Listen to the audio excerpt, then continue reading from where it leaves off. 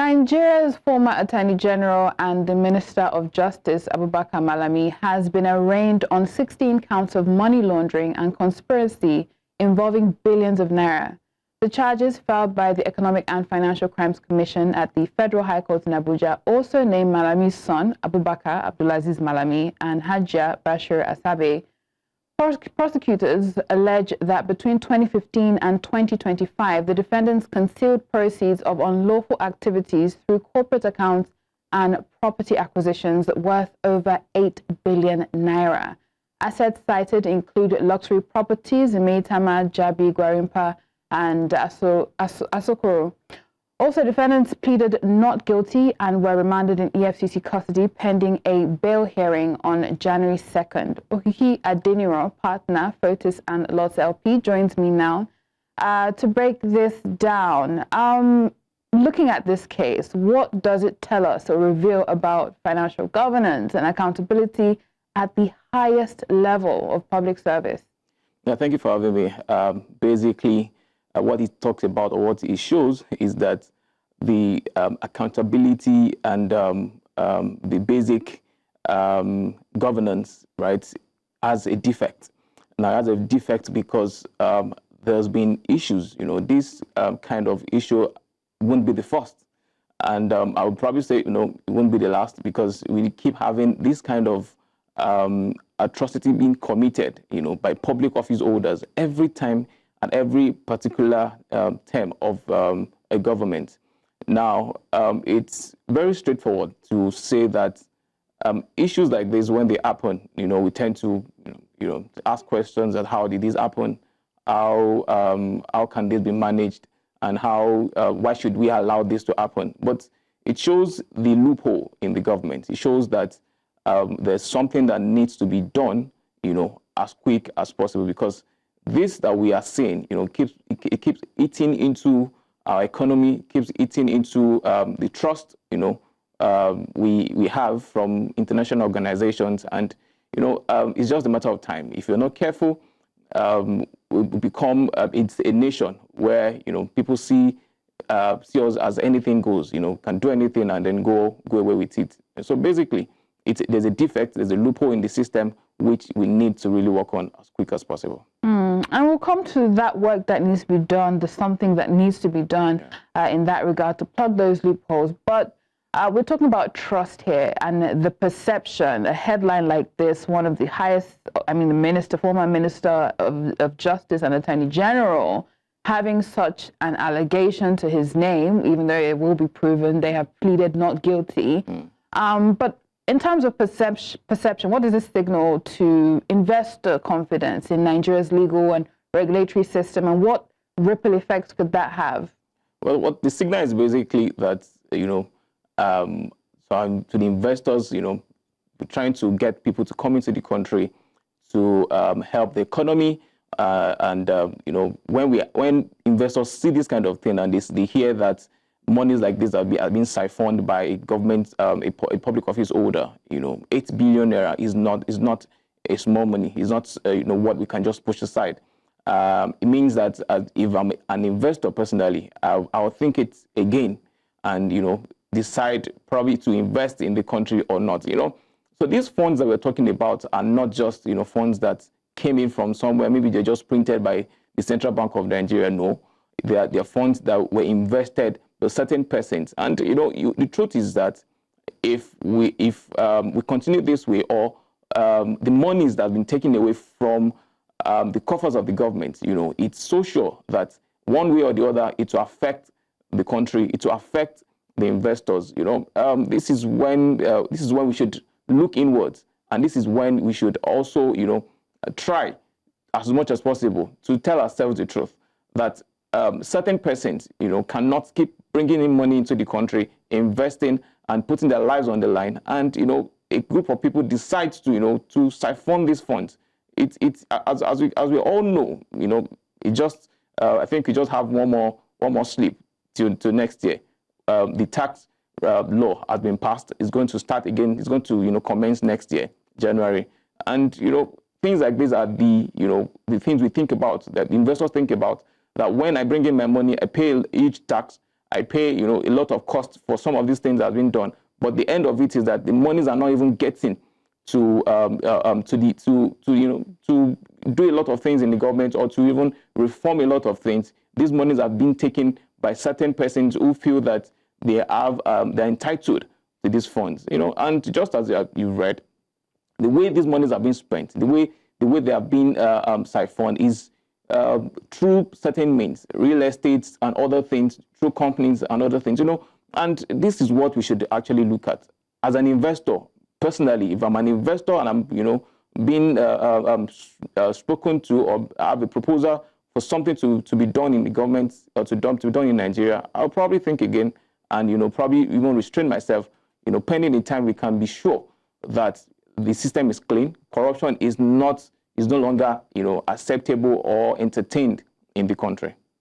Right. And I mean, let's talk about the means through these through which these funds are funneled. Real estate, corporate accounts. We see, you know, what's happening with real estate. Prices just keep going, you know, up, and we're seeing higher demand, and we're not quite sure where that demand is coming from. 8 billion naira funneled through corporate accounts and real estate. Can we dwell on that for a minute, and the impact that is having on perhaps even those who perhaps are, you know, honestly pursuing investments in real estate and the whole ecosystem itself?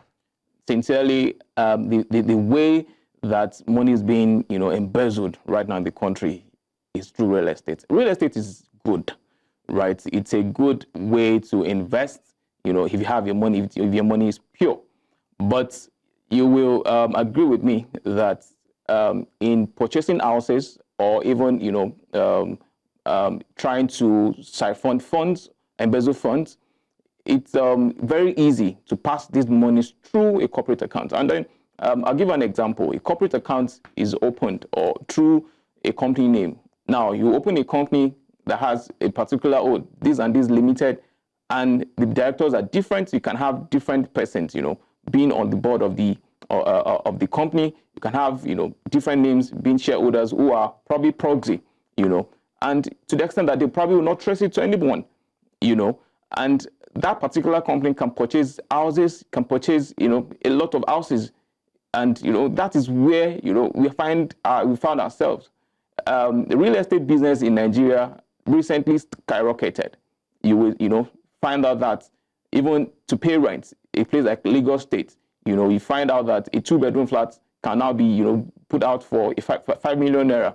And why we're having this? Because certain persons are not, you know, it's not there's no way to take the money out in that sense. You know, it's not that easy again. But the other means that they've, you know, devised is to use it to purchase real estate, because real estate, you know, appreciates quickly, right?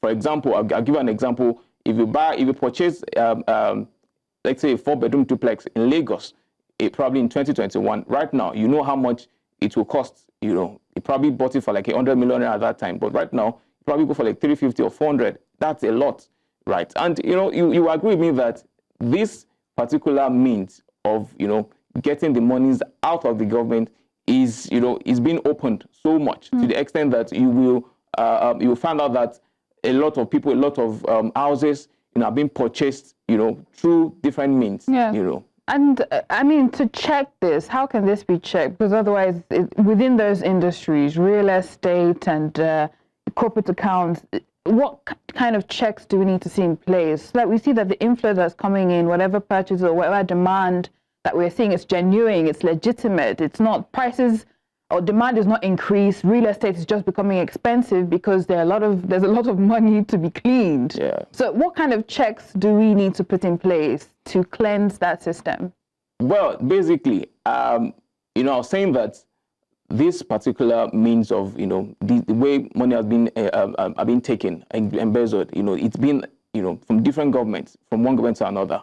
Now, I'll start from the fact that National Assembly probably they need to put a law in place, you know, to guide, you know, real estate business in Nigeria, in the sense that when you're purchasing, even from the bank to whoever is selling to whoever is buying, right, should be scrutinized. Because I'll give you an example. At a particular point in time, right, if you decide to move an amount from a particular country to another, you'll be checked.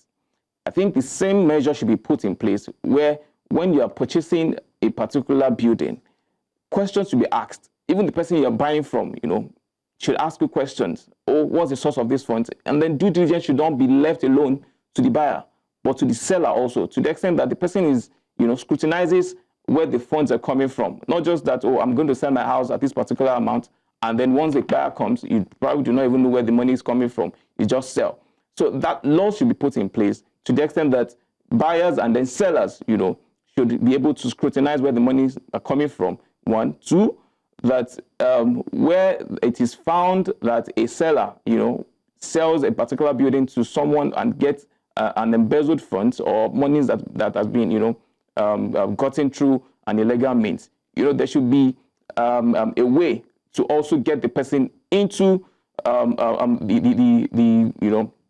mix of, trying the person that embezzled the funds. This will, open the eyes of so many people to ensure that once there's going to be a sale, once there's going to be a means of, exchanging funds, there will be due diligence that will be done to the extent that we'll know that, okay, I'm getting these monies are clean.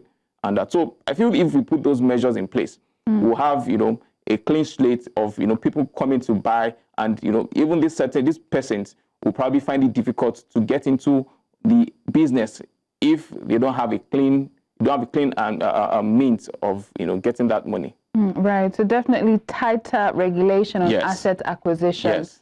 Of course, we know this is still alleged, right? It's in court, 8 billion naira. And looking at this case, how do you see it influencing future public sector procurements and contracting processes? Well, like I mentioned, there's been issues like this over the years. We haven't had a means of stopping it, right? I feel that to some extent, the procurement sector, right, is still not, we haven't tightened the regulations at that particular side, and that is why we are having to, speak about procurement. Through procurement, monies are being siphoned. I'll state clearly that this means of procuring a lot of things for the government, right, should be just like I've mentioned about real estate, having a stricter measure, right. We should also have a stricter measure, in checking the companies that we are engaging, to procure things for the government. Like I said, due diligence should be done. In fact, if we're going to give a company to procure something, there should be due diligence done on the directors as well as the shareholders to see if they are linked to any government, any public office holders. Through these means, we'll be able to cut down on this, siphoning of funds and then using a particular company to take funds out of, government coffers. And do you see, looking at where this may go, do you see a successful prosecution perhaps strengthening confidence in Nigeria's justice system and also long-term economic reforms? Well, I see a good, I see a progression in our judicial system. Now, the progression is that over the time, we have had cases like this, and cases like this, at times, they tend to take a long time, but at the end, you probably get a good judgment. If not a good judgment, you probably, good judgment in the sense that certain persons will be, some houses will be forfeited and, be taken back and, probably sold, and money goes back to the government, right? So in this case also, I see such thing, if there can be a confirmation that these monies that were, said to have been taken were used to buy those houses. I see a possibility of, getting those monies back by, forfeiting those houses that has been linked to the former AGF, and, the government getting the monies back into the coffers, and, for the economic reforms, I feel that as time goes on, we are a company, a country growing, and I feel that as time goes on, we're having inputs, we're seeing mistakes, and things are going to be put in place much more.